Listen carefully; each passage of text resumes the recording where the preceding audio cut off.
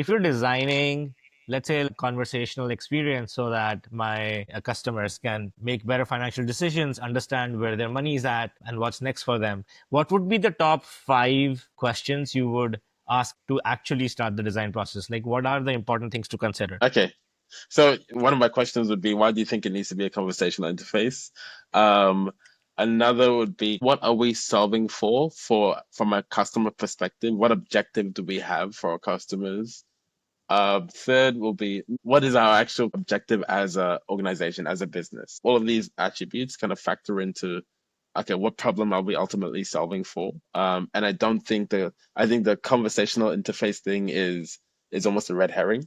I think that's It's kind a of use case. fashionable now. It's fashionable now, but it may actually not be how people want to engage with the money at all. So I think where I'd start is, let's actually really unpick and understand what we're trying to do, and then look into, okay, what does our understanding of the behavior of customers or humans say about what actually makes people engage long term with money, and then let's design an experience that works within those boundaries, so to speak. Um, yeah. Yeah. So I would be very annoying and challenging is essentially Nice. the short answer. Yeah. When I think about how Tay frames any kind of engagement as what are the problems to be solved, I might go through the banking experience and think, what are the problems that are creating the most friction, losing the most customers, getting the most call center complaints? And one that pops out in my mind is wire transfer as an example case. I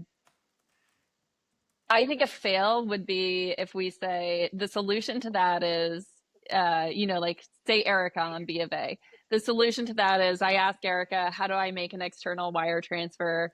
And she like prints me out 4 steps. That feels like a fail. A success for me would be I could just talk to it and be like, I want to make an external wire transfer here.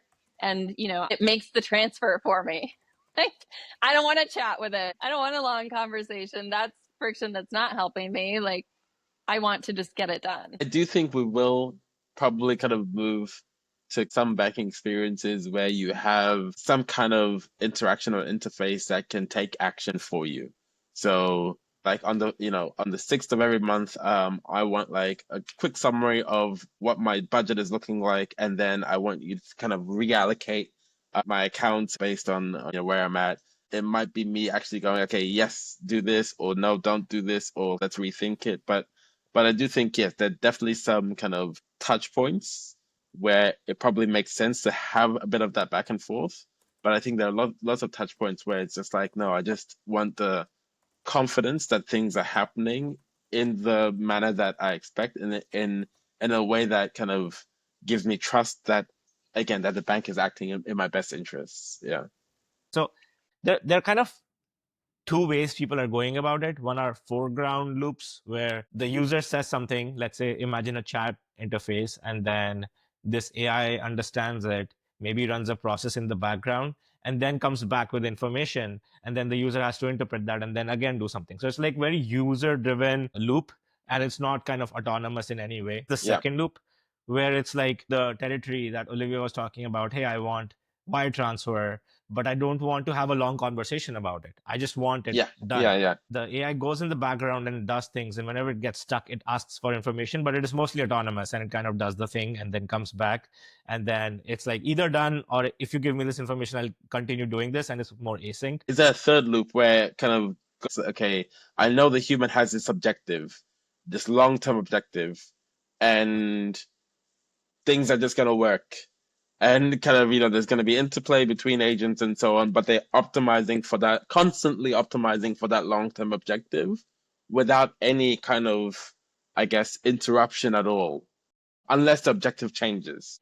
One of the things Mm. that bugs me a little bit when I'm using AI is it makes assumptions on my behalf. Like, it's just kind of bullshitting and giving me an answer that they've like definitely made more of a jump than I would make. So I think in terms of it determining my objectives for me, I shy away a little bit Yeah. from going that far.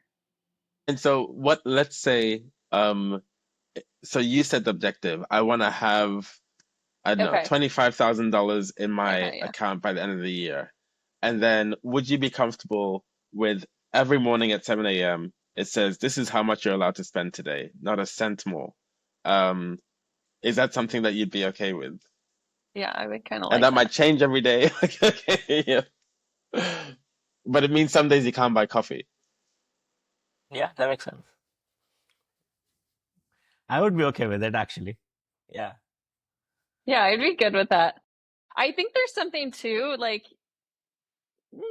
that's maybe starting to flirt a little bit with gamification, right? Because then it's like a challenge to me. Like, can I stay Okay. underneath Yeah. this level? If in this future state, you don't have to engage with your bank and you can put everything on your Apple Pay and never look at it, why do I want to log in?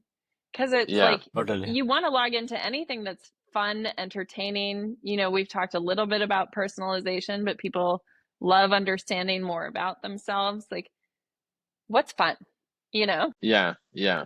And so I guess to answer the question directly, it feels like kind of two of the critical aspects for an experience are having some kind of ultimate control. And then I think the second thing is kind of having some kind of visibility. So I guess in the example I gave, if you didn't know that you had $7 to spend today, if you didn't get that, at 7 a.m. every morning, then it'd be a very different experience to you actually knowing at the start of the day, this is how much I have, this is a challenge.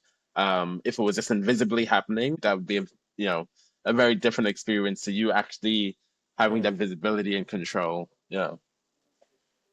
That would be really amazing.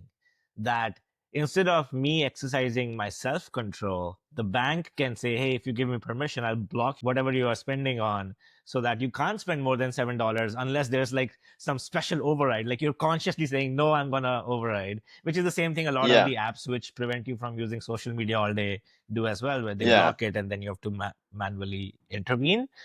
That's super cool. Yeah. One of the things I love is it's actually starting to walk us down that path of simulatory capabilities. In this example, I, the human, am setting the end goal, the objective, and now you have to kind of simulate for me how I'm going to get there. Yeah.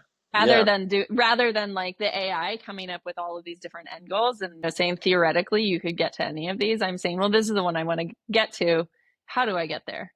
Right? Yeah, I think there needs to be kind of an understanding of your behavior and then an adaptation of that plan, so to speak, on your actual behavior. Because I think, to your point, Neil, if it's a plan you're unlikely to stick to, then people are just going to override, keep overriding, and then ultimately that goal isn't met. So I think it needs to be intelligent, so to speak, enough to put together a plan that you will actually more likely stick to based on your behavior and your tendencies and so on.